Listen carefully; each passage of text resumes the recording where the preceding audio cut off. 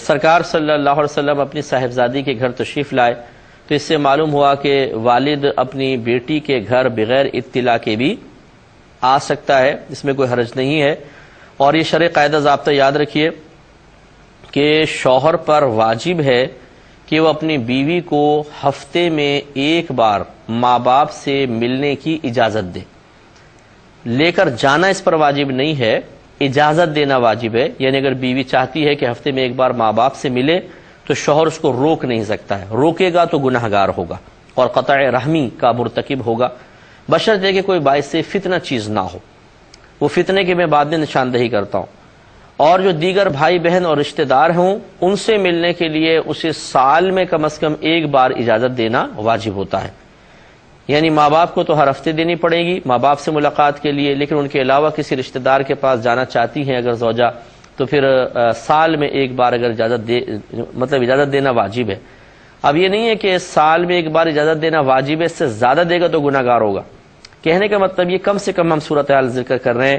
کہ ماں باپ سے ملاقات کے لیے ہفتے میں کم از کم ایک بار اجازت دینا واجب، اور رشتہ داروں سے ملنے کے لیے دیگر رشتہ داروں سے سال میں کم از کم ایک بار واجب۔ اگر شوہر زیادہ بار اجازت دے دیتا ہے تو کوئی منع نہیں ہے،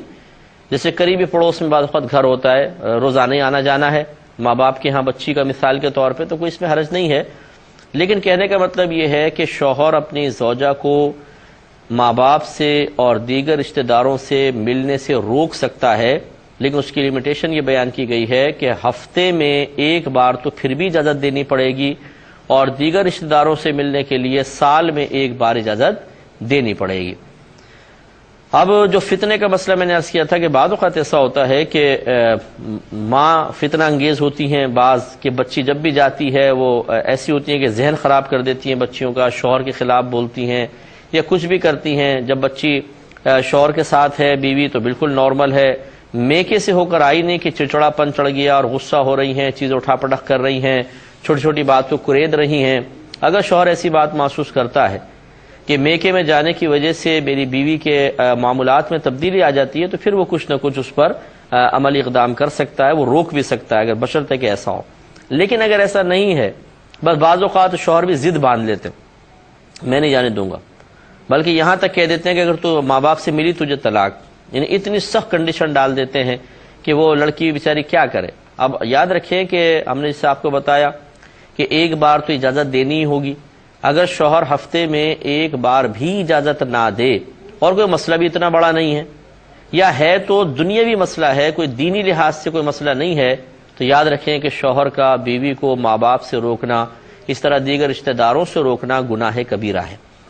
بہت بڑا گناہ ہے، کیونکہ قطع رحمی کی سرکار نے بڑی وعیدیں بیان فرمائی ہیں۔ اور جو قطع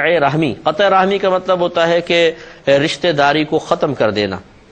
جو آپس میں رحم ہے، پیار محبت کا سلوک ہے، اس کے سلسلے کو منقطع کر دینا۔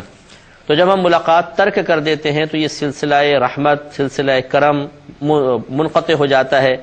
رشتہ داریوں کے جو مضبوط بندھن ہیں وہ ختم ہونے لگ جاتے ہیں، تو اس لیے اس کو منع کیا گیا۔ ہاں کوئی صحیح عذر ہے، مثلا آپ کی مصروفیت ہے، آپ باہر کے ملک میں رہتے ہیں، رشتہ دار پاکستان میں رہتے ہیں، سال ہر سال گزر گئے ملاقات نہیں ہوتی، یہ کوئی مسئلہ نہیں ہے، یہ بری چیز نہیں ہے۔ ایک ہے کہ کسی عذر کی بنا پر ملاقات نہ ہونا، یہ صحیح ہے، اور ایک ہے عذر کوئی بھی نہیں ہے، یا دنیاوی معاملات ہیں اور یا نفسانی خواہشات ہیں، ان کی بنا پر کسی سے رشتہ داری توڑ دینا، یہ ہے گناہ۔ تو اس لیے شوہر حضرات کو خیال کرنا چاہیے۔ تو نبی کریم صلی